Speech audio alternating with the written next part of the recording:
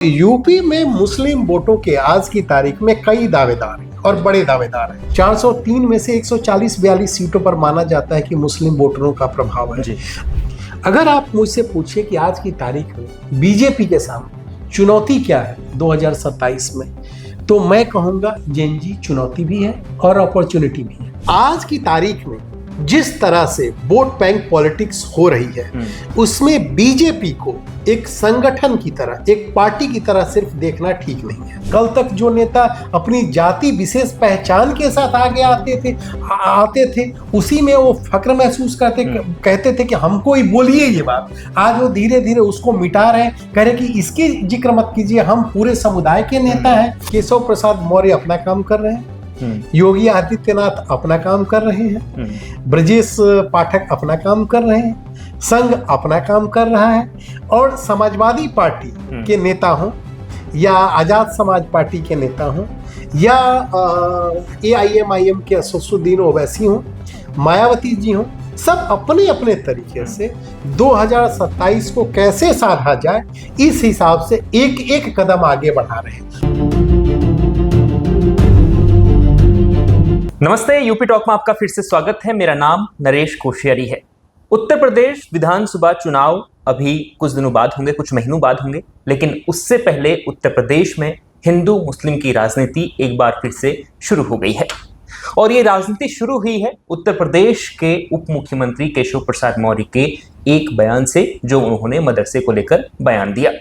उन्होंने मदरसों को लेकर जो कुछ कहा वो आगे डिस्कशन में आपको जरूर पता लगेगा, लेकिन इस बयान से उत्तर प्रदेश में नहीं बल्कि उत्तर प्रदेश की राजनीति को जो बाहर से देख रहे हैं, जो मुस्लिम नेता बाहर से उत्तर प्रदेश में घुसने की कोशिश कर रहे हैं, वो भी इस बयान के बाद लगातार मुखर हो गए हैं और वो भारतीय जनता पार्टी को टारगेट कर रहे हैं। अब भारतीय जनता पार्टी के जो बड़े नेता हैं, उत्तर प्रदेश के उप मुख्यमंत्री हैं केशव प्रसाद मौर्य, उनका ये बयान उत्तर प्रदेश की राजनीति पर क्या असर डालेगा, आने वाले विधानसभा चुनाव पर क्या असर डालेगा, इस पर डिटेल में आपको बताएंगे। और बातचीत करने के लिए मेरे साथ विजय शंकर सर हैं। बहुत बहुत स्वागत है सर आपका। धन्यवाद। सबसे पहला सवाल यही सर, केशव प्रसाद मौर्य ने जो बयान दिया है मदरसों को लेकर, क्योंकि मदरसा भी एक शिक्षा का मंदिर है, उन्हें उसे लेकर जो बयान दिया उसके बाद राजनीतिक गरमाई हुई है। क्या ये बयान भारतीय जनता पार्टी को कोई फायदा दिलाएगा या फिर उन्हें कोई नुकसान? देखिए नरेश, ये तो यक्ष प्रश्न की तरह ही है कि ये बयान भारतीय जनता पार्टी को फायदा दिलाएगा या नुकसान। लेकिन इतना जरूर है कि केशव प्रसाद मौर्य ने जो मदरसों को लेकर कहा, उससे यूपी का राजनीतिक तापमान एकाएक बढ़ गया है। एक नए तरह की वोटों की गोलबंदी का खेल, उसको इस तरह से कहें कि उसकी शुरुआत हो गई है। दरअसल जब भी मदरसों की बात करते हैं या मुस्लिमों की बात करते हैं, तो एक पुराना नैरेटिव, जिसको समय समय पर बीजेपी अलग अलग एंगल से परिभाषित करती है, उसका जिक्र आ जाता है। वो नैरेटिव है 80+20 का। जैसे ही जब बात कहते हैं कि मदरसों की बात आती है, तो एक नैरेटिव उसमें से ये निकलता है कि 20% मुस्लिम है, वो एक तरफ गोलबंद हो जाते हैं, और दूसरी तरफ 80% जो हिंदू है वहां पे, वो दूसरी तरफ गोलबंद हो जाते हैं। और बीजेपी को ज्यादातर हिंदुओं का वोट मिलता रहा है, इसमें कोई बात छिपी नहीं है।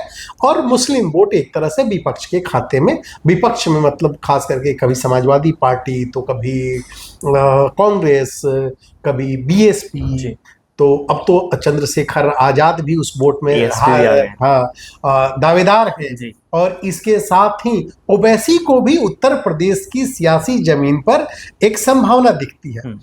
दूसरा 80-20 का एक और उस नैरेटिव में एक बात आ जाती है, जो बीजेपी के जो सत्ता में बैठे हैं बड़े नेता कहते हैं। 80-20 का मतलब है कि 20% धनी बनाम 80% गरीब। तो अब ये देखना है कि केशव प्रसाद मौर्य ने जो शुरुआत की है, उसकी कितनी लेयर्स वहां से निकलती हैं। अगर आप अगला पूछेंगे सवाल, तो मैं बता दूंगा कि ये लेयर्स का क्या मतलब है। बिल्कुल, आप बिल्कुल बता दीजिए हमारे दर्शकों को। देखिए, आज की तारीख में जिस तरह से वोट बैंक पॉलिटिक्स हो रही है, उसमें बीजेपी को एक संगठन की तरह, एक पार्टी की तरह सिर्फ देखना ठीक नहीं है। उत्तर प्रदेश की जब बात आती है तो इसको कई लेयर के रूप में देखना ज्यादा बेहतर रहेगा, और उस तरह से अगर विपक्ष के नेता भी देखें और रणनीति तैयार करें तो शायद उन्हें उनके लिए सहूलियत होगी। अब अगर इस लेयर को देखें जो बीजेपी का पूरा इकोसिस्टम है यूपी में, तो सबसे पहला लेयर क्या है? मुख्यमंत्री योगी आदित्यनाथ। योगी आदित्यनाथ का नाम, ब्रांड, वहां क्या है? बेदाग चेहरा, कड़क प्रशासक, हिंदुत्व की छवि, उसमें वो प्लस मोदी का कॉम्बो लगा देते हैं जहां कहते हैं कि डबल इंजन सरकार। तो एक लेयर यहां आ जाता है जहां विपक्ष में जो बैठे नेताओं के पास दूसरा कोई विकल्प नहीं दिखता, मतलब उतना मजबूत इससे। उसके बाद उनके पास दूसरा जब लेयर की बात है तो दो उप मुख्यमंत्री हैं, एक केशव प्रसाद मौर्य हैं और दूसरे ब्रजेश पाठक हैं। ओबीसी जो केशव प्रसाद मौर्य हैं वो ओबीसी जो वोट बैंक है उसकी गोलबंदी में बड़ी भूमिका निभाते हैं, ऐसा माना जाता है, और संगठन पर भी उनकी पकड़ मानी जाती है। तो गैर यादव ओबीसी वोट एक तरह से उसको एकजुट करने में केशव प्रसाद मौर्य की बड़ी भूमिका। दूसरे जो डिप्टी सीएम है ब्रजेश पाठक सवर्ण समुदाय से आते हैं, ब्राह्मण वोटरों को या दूसरे जो वोट बैंक है, मजबूत वोट बैंक है यूपी में, हर 8वां जो विधायक है वो ब्राह्मण समुदाय से, तो उसको गोलबंद करने में ब्रजेश पाठक भूमिका निभाते हैं। तो ये दूसरा लेयर हो गया। तीसरा जो नई टीम है बीजेपी की, जो संगठन में हर जाति विशेष को जो जगह दी गई है और जो हर क्षेत्र का प्रतिनिधित्व है बूथ से लेके प्रदेश तक, जो एक पूरा जो एक ताना बाना बना हुआ है, तो ये एक तीसरे लेयर की तरह काम कर रहा है। चौथे लेयर में दिल्ली और लखनऊ का तालमेल है। पांचवें लेयर में जो डबल इंजन जो सरकार जिसकी बात मैं कर, जिसमें राष्ट्रवाद का नैरेटिव भी है, लाभार्थी वोट बैंक भी है, तो ये बीजेपी जो आज की तारीख में उत्तर प्रदेश में वो कई लेयर में बटी पार्टी है, जो हर लेयर अपने अपने तरीके से काम करता है। तो उसमें केशव प्रसाद मौर्य ने जो शुरुआत की वो एक कहते हैं ना कि उस चुनावी नैरेटिव को जो धारण, उसको एक नई दिशा देने में मुझे लग रहा है कि एक। लेकिन आपको नहीं लगता कि जो शुरुआत है ये बीजेपी की एक तरीके से परंपरागत जो उनकी राजनीति करने का तरीका है उसी का हिस्सा है? क्योंकि इस वक्त देश में जो सबसे चर्चित हैं वो इस देश के युवा, जिन्हें जेन जी कहा जा रहा है, उसे इस तरीके की राजनीति पसंद नहीं है। वो हिंदू मुस्लिम की राजनीति को ज़्यादा पसंद नहीं करता, वो डेवलपमेंट की राजनीति को पसंद करता है, वो विकास की बातों को सुनना ज़्यादा पसंद करता है, वो शिक्षा की, नौकरियों की बातों को पसंद करना चाहता है। लेकिन ऐसे वक्त में जब इस देश की राजनीति बदल रही है और भारतीय जनता पार्टी के नेता वही पुराने ढर्रे की पॉलिटिक्स कर रहे हैं, क्या आपको लगता है कि इसमें ज़्यादा बड़ी कामयाबी मिलेगी? देखिए नरेश, बीजेपी के नेता पुराने ढर्रे की राजनीति नहीं कर रहे हैं। बीजेपी के नेता वक्त से आगे की राजनीति कर रहे हैं। अब इसको दो तरह से देखिए। एक तरफ जेनजी का प्रोटेस्ट हुआ, ऐसा माना जाता है कि हर 10 में से 3 वोटर जेनजी समुदाय से आता है। एक माना जा रहा है कि जेनजी जो है वो ऐसा माना जा रहा है कि जो व्यवस्था है उस व्यवस्था से नाराज है। उसकी नाराजगी जंतर मंतर पर दिखी, उसकी नाराजगी देश के दूसरे शहरों की राजधानियों में दिखी, रांची में भी दिख रही है। लेकिन आप एक और बात देखिए कि आज की तारीख में जो बीजेपी किस स्ट्रेटजी के साथ चल रही है। बीजेपी हर जगह 5-5% सुधार की पॉलिटिक्स पे चल रही है, और इस 5-5% सुधार का मतलब क्या है कि हमको किसी तरह 50% प्लस वोट के टारगेट की ओर बढ़ना है, जेनजी को एड्रेस करना है। मोहन भागवत जी आगे आते हैं, कल कहते हैं कि हमारी पीढ़ी से ज्यादा ईमानदार जेनजी है, जेन अल्फा है। जो जेनजी जिस तरह की बातें सुनना चाहती है वो बात संघ प्रमुख कहते हैं। आपको भी पता है कि संघ राजनीति में नहीं है, लेकिन बीजेपी आज जिस मुकाम पर खड़ी है, संघ जहां पर जिस मुकाम पर खड़ा है, उसमें दोनों ने से एक दूसरे को किस तरह शक्ति मिली ये किसी से छिपा नहीं है। तो सत्ता पक्ष कुछ कहता है, जो सत्ता में बैठे हैं, और जो उससे जुड़े संगठन हैं वो एक अलग तरह से साधने की कोशिश करते हैं। तो बीजेपी जो आज की तारीख में है वो धीरे धीरे हर वर्ग को साधने की कोशिश कर रही है। हम लोगों ने शुरुआत की थी मुस्लिम वोट से। 20% यूपी की आबादी में करीब मुस्लिम वोटर माने जाते हैं। आप देखिए उनका कितना प्रभाव है।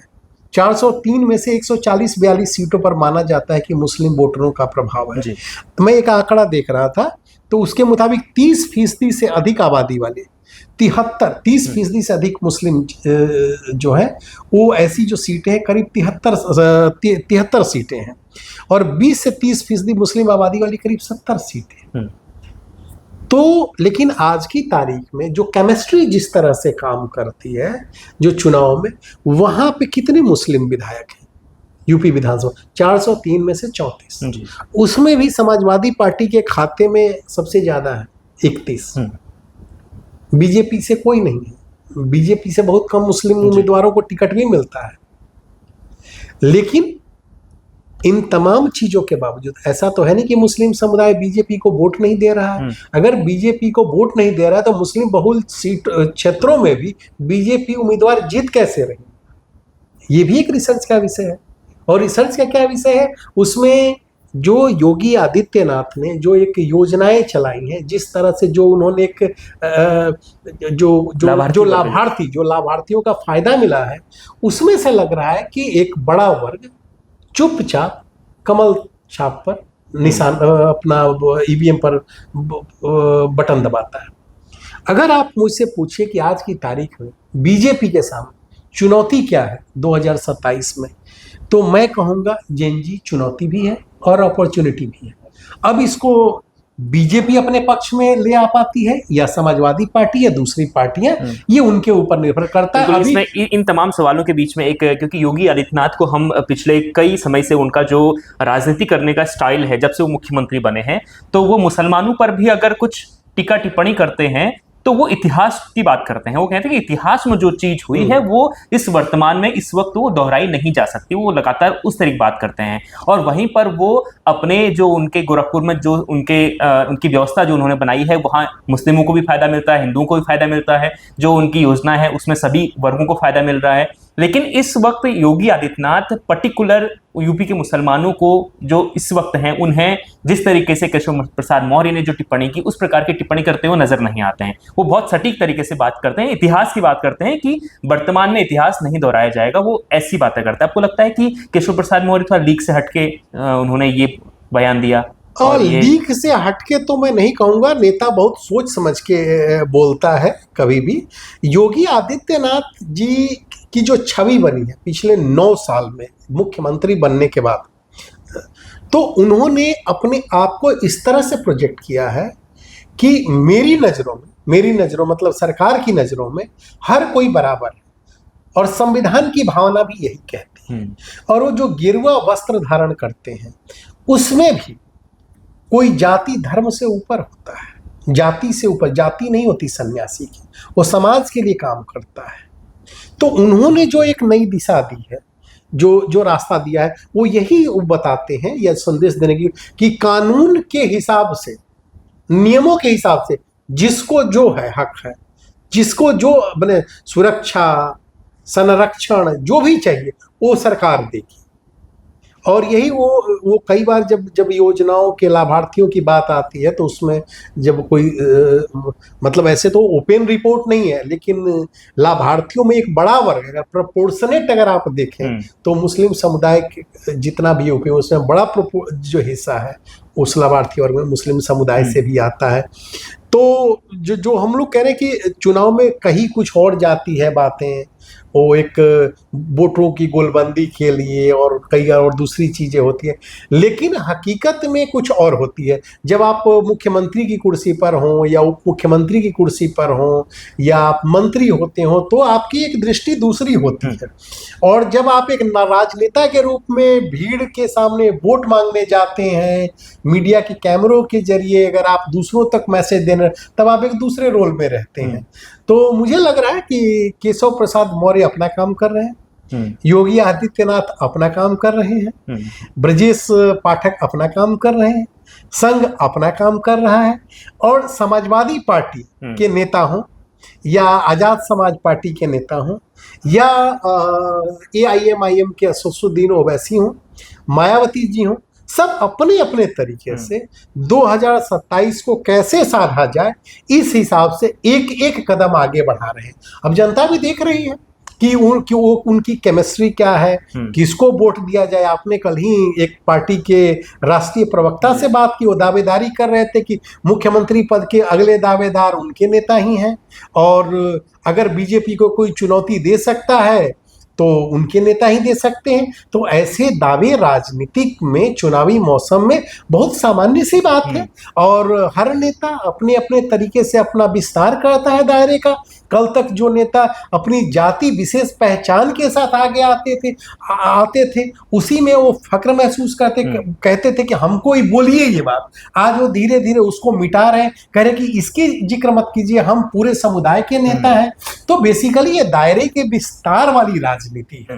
बिल्कुल। तो देखिए कि हिंदुस्तान यानी उत्तर प्रदेश के मदरसों की तुलना पाकिस्तान या फिर दूसरे देशों के मदरसों की तुलना करना, क्या ये जो बयान उन्होंने दिया केशव प्रसाद मौर्य ने, जो तुलना उन्होंने की पाकिस्तान और अफगानिस्तान के मदरसों से भारत के मदरसों की। अब एक बात और मैं नरेश कह दूंगा, चूंकि हम लोगों ने मुस्लिमों की बात की और थोड़ा सा हम लोग दूसरे मुद्दों की तरफ भी चले गए, तो यूपी में मुस्लिम वोटों के आज की तारीख में कई दावेदार और बड़े दावेदार हैं। एक दौर था आज़ादी के बाद कि मुस्लिमों का बड़ा वोट कांग्रेस के खाते में जाता था। फिर मंडल कमंडल की हवा में मुलायम सिंह यादव ने एक ऐसी लकीर खींची कि MY समीकरण मुस्लिम और यादव के साथ समाजवादी पार्टी सत्ता में आई, जब समाजवादी पार्टी बनाई और लंबे समय तक रहे। फिर एक दौर ऐसा भी आया कि कुछ मुस्लिम समुदाय का एक बड़ा वर्ग, एक नहीं जो मायावती जी के साथ गया। योगी आदित्यनाथ है, माना जाता था कि बीजेपी को मुस्लिम वोट नहीं मिलता है, लेकिन पिछले जो 2014 के बाद से जिस तरह से धीरे धीरे चेंजेस आए यूपी में, ग्रेजुअल चेंजेस आए, उसके बाद ये भी देखा गया कि मुस्लिम बहुल क्षेत्रों में भी कमल खिल रहा है। तो ये माना गया बड़ा एग्जाम्पल तो दिल्ली में था। दिल्ली की कई ऐसी सीटें थी जहां पर जी।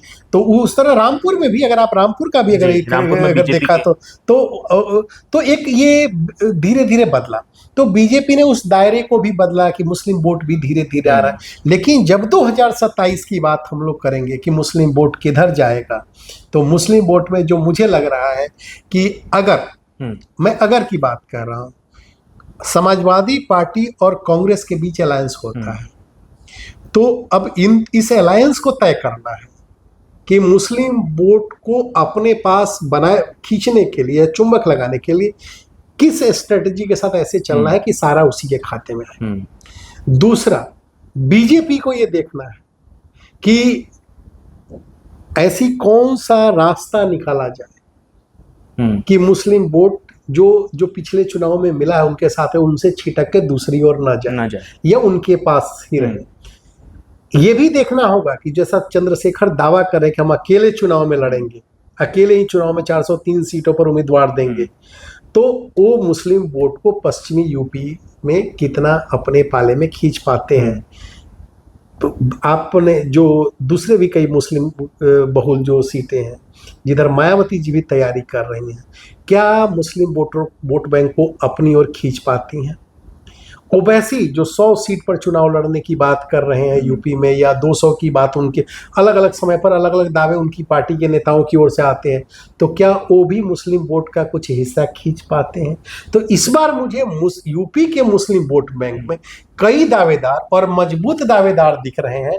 तो जिस वोट बैंक को एक माना जाता था कि एक मुश्त जाता है, वो इस बार कम से कम एक मुश्त तो जाता नहीं दिख रहा। एक चीज। दूसरी चीज, जेनजी रिवोल्ट हुआ, और जिस तरह से जेनजी ने आगे, रिवोल्ट नहीं कहेंगे, प्रोटेस्ट हुआ, और उसमें जिस तरह से जेनजी में एक समुदाय जिसे मुस्लिम समुदाय से बहुत से लोग वहां मदद के लिए पहुंचे हुए, तो ये भी देखना उसमें मुस्लिम समुदाय के यूथ भी थे, बेरोजगारों में भी। तो क्या जिस तरह से वोट अलग अलग हिस्सों में बट रहा है, जैसे कहते हैं ना कि महिला वोट आधी आबादी के चक्कर, आधी आबादी अलग हो गई, अलग तरीके से वोट कर रही है, फिर वो जाति के आधार पे कर रहे हैं, तो अलग हिसाब। ये देखना है कि जेनजी इस बार जो वोट कर रहा है, क्या वो भी जाति के आधार पे बंटता है, धर्म के आधार पे बंटता है, या वो एक अलग ही कम्युनिटी के तौर पे, माने अलग मजबूत वोट बैंक के रूप में बिल्कुल पुराने ढर्रे को तोड़ते हुए नए सिरे से वोट करता है। तो 2027 का चुनाव बहुत इंटरेस्टिंग होगा, और उसमें ये देखने वाली बात होगी कि जो नए जो वोट बैंक की जो परिभाषा जो गढ़ी जा रही है वो किस तरह की होती है। बिल्कुल। तो देखिए, इसी बीच में जो केशव प्रसाद मौर्य का जो बयान था, उस बयान ने उत्तर प्रदेश में फिर से एक हिंदू मुस्लिम की जो राजनीति है उसको हवा तो दे दी है। अब उसका रिजल्ट क्या होगा, नतीजा क्या होगा, उसके लिए थोड़ा सा इंतजार करना होगा। और हमने आज आपको तमाम चीजें बताई कि उत्तर प्रदेश में मुस्लिम जो सीटें हैं वो किस तरीके से वहां पर प्रदर्शन कर रही हैं और कौन कौन से उनके दावेदार हैं मुस्लिम वोटों को अपनी ओर खींचने के लिए। अब आप बताएं कि उत्तर प्रदेश में इस वक्त क्या स्थिति बन रही है, आप कौन से इलाके से आते हैं, कौन से जिले, और आपकी कौन सी विधानसभा है, और आपकी विधानसभा में इस वक्त कौन सी पार्टी की ज्यादा हवा चल रही है, कौन सी पार्टी का ज्यादा प्रचार प्रसार चल रहा है। कॉमेंट जरूर करें, क्योंकि जब आप अपनी बात कमेंट में रखते हैं तो हमें एक नई ऊर्जा मिलती है आपके कमेंट से, और हम कोशिश करते हैं कि आप जिन मुद्दों पर चर्चा चाहते हैं हम उन मुद्दों को सर से मैं सवाल पूछें और उन मुद्दों के हल में निकालने की कोशिश करता हूं और अपने दर्शकों तक पहुंचाने की हमारी पूरी कोशिश होती है। लगातार न्यूज़ 24 उत्तर प्रदेश देखने के लिए आपका बहुत बहुत शुक्रिया।